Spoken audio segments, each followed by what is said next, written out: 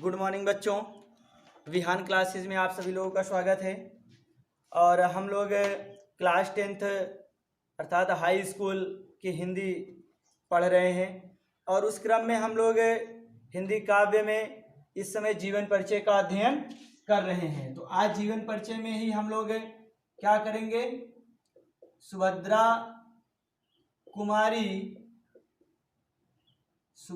कुमारी चौहान जी का जीवन परिचय, ठीक, आज हम लोग इसको पढ़ेंगे। ठीक, क्या सुभद्रा कुमारी चौहान जी का जीवन परिचय आज हम लोग पढ़ेंगे। ठीक, तो देखिए सुभद्रा कुमारी चौहान जी के बारे में सबसे बढ़िया फैक्ट ये है कि सुभद्रा कुमारी चौहान ही एकमात्र ऐसी कवित्री हैं, एकमात्र क्या मतलब हिंदी साहित्य की पहली ऐसी कवित्री हैं कि जिन्होंने राष्ट्रीय भावना को लेकर कविताएं लिखना प्रारंभ किया।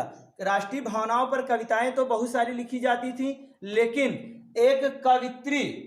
कोई एक कवित्री ऐसी हैं ये कि जो सबसे पहले मतलब सर्वप्रथम राष्ट्रीय चेतना को लेकर कविताएं लिखना इन्होंने प्रारंभ किया।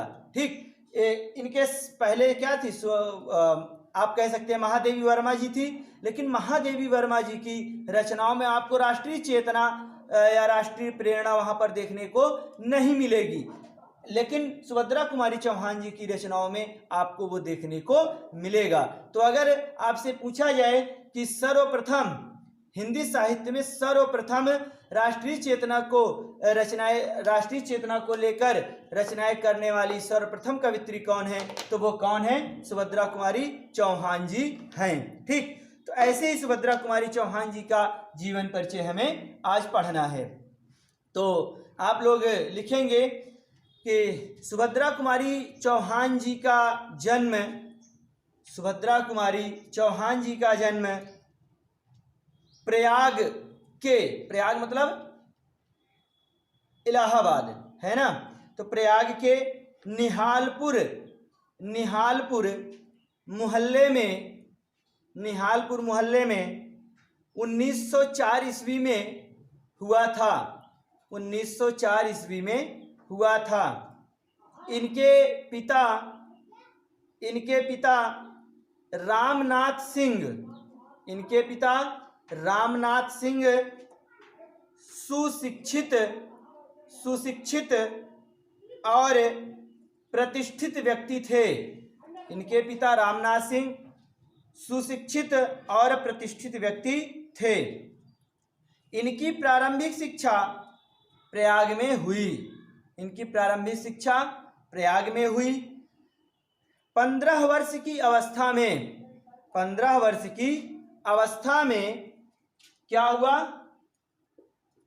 खंडवा, ये कहाँ पड़ता है, मध्य प्रदेश। खंडवा क्या है, मध्य प्रदेश का एक डिस्ट्रिक्ट है ना, मध्य प्रदेश का एक जिला है। तो खंडवा मध्य प्रदेश निवासी ठाकुर लक्ष्मण सिंह के साथ इनका विवाह हुआ। मतलब 15 वर्ष की अवस्था में खंडवा मध्य प्रदेश, ब्रैकेट में आप मध्य प्रदेश लिख लेंगे चाहेंगे तो, मध्य प्रदेश निवासी ठाकुर लक्ष्मण सिंह के साथ इनका विवाह हुआ। विवाह के बाद कुछ समय तक इन्होंने वाराणसी में अध्ययन किया। इसी समय गांधी जी के असहयोग आंदोलन से प्रभावित होकर इन्होंने पढ़ाई छोड़ दी और इसी से प्रेरित होकर इसी से मतलब आंदोलन से ही है ना, प्रेरित होकर ये राष्ट्र प्रेम पर कविताएं लिखने लगी। आंदोलनों में भाग लेने के कारण आंदोलनों में भाग लेने के कारण इन्हें कई बार जेल भी जाना पड़ा। इन्हें कई बार जेल भी जाना पड़ा। स्वतंत्रता प्राप्ति के बाद ये मध्य प्रदेश विधानसभा की सदस्या भी रहीं। मुकुल नामक काव्य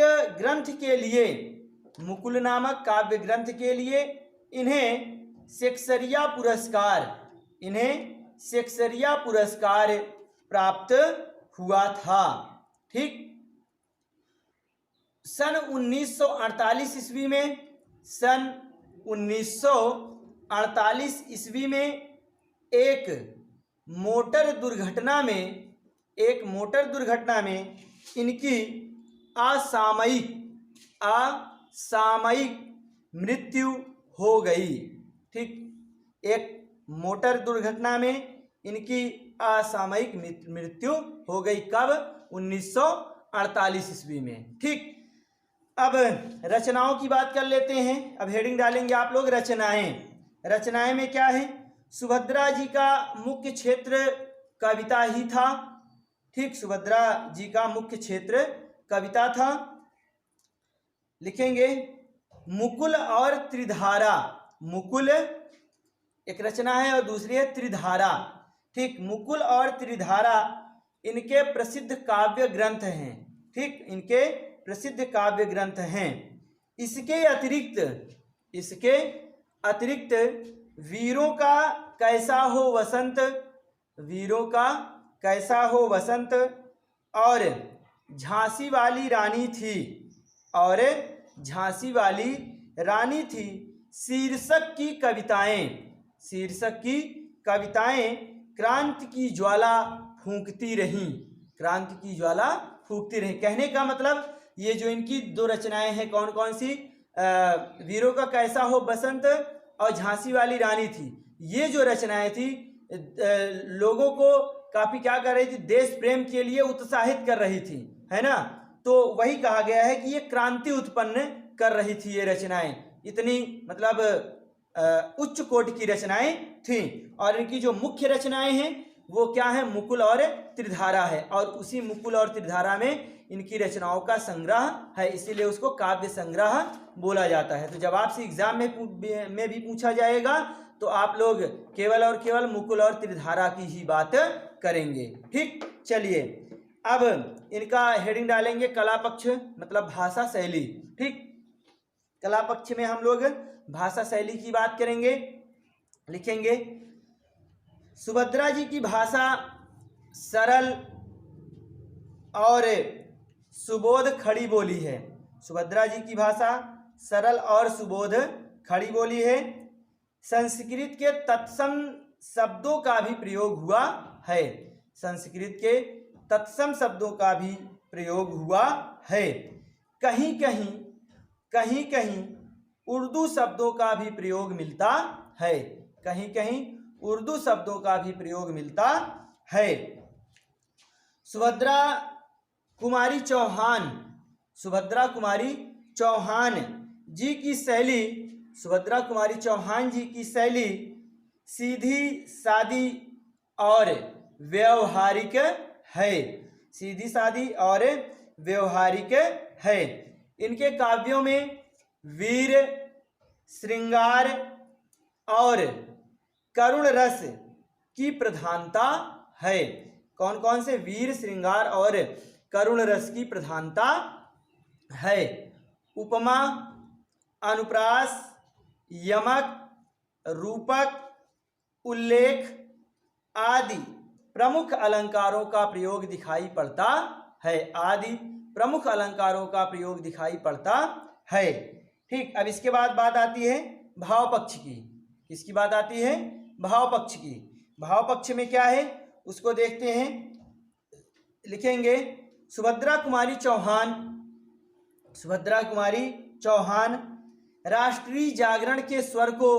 राष्ट्रीय जागरण के स्वर को मुखरित करने वाली प्रथम कवित्री हैं, मुखरित करने वाली प्रथम कवित्री हैं। इन्होंने राष्ट्र के गौरव गीत गाकर देशवासियों को उत्साहित किया। इनकी कविताओं में वात्सल्य भावना, नारी हृदय और मातृभावना के अनूठे चित्र हैं। इनकी कविताओं में वात्सल्य भावना, नारी हृदय और मातृभावना के अनूठे चित्र हैं। इसके अतिरिक्त दाम्पत्य प्रेम का स्वाभाविक एवं हृदयग्राही वर्णन मिलता, हृदयग्राही मतलब जिसको हृदय मन अच्छी तरीके से ग्रहण कर ले, है ना, हृदयग्राही वर्णन मिलता है। ठीक, अब लाइन चेंज करके लिखेंगे, पैरा चेंज करेंगे। सुभद्रा जी अपनी राष्ट्रीय सेवाओं और कोमल भावनाओं के कारण हिंदी साहित्य में अमर हैं। कोमल भावनाओं के कारण हिंदी साहित्य में अमर हैं। इन्होंने जिस निष्ठा से हिंदी और हिंदुस्तान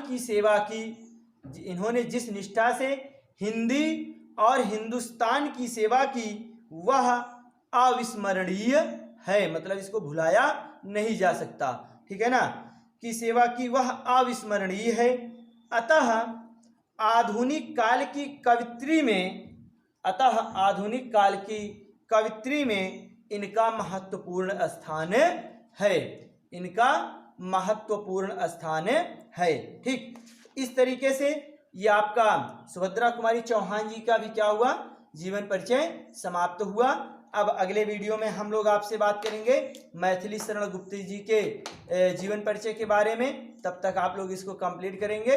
ठीक, और जैसे ही जीवन परिचय कंप्लीट होगा आप लोगों की हिंदी गद्य की क्लास शुरू हो जाएगी। ठीक, तो और मैंने आपसे कहा था कि काव्य और संस्कृत और जीवन परिचय जितना आपको लिखवाया जा रहा है ये बिल्कुल आपका पूरा का पूरा हर चीज़ें कंप्लीट होनी चाहिए। जैसे ही गद्य हम शुरू करेंगे 3-4 चैप्टर तक गद्य जैसे ही पढ़ाएंगे वैसे ही आपका टेस्ट शुरू हो जाएगा। ठीक, तो हम मिलेंगे आपसे अब अगले वीडियो में।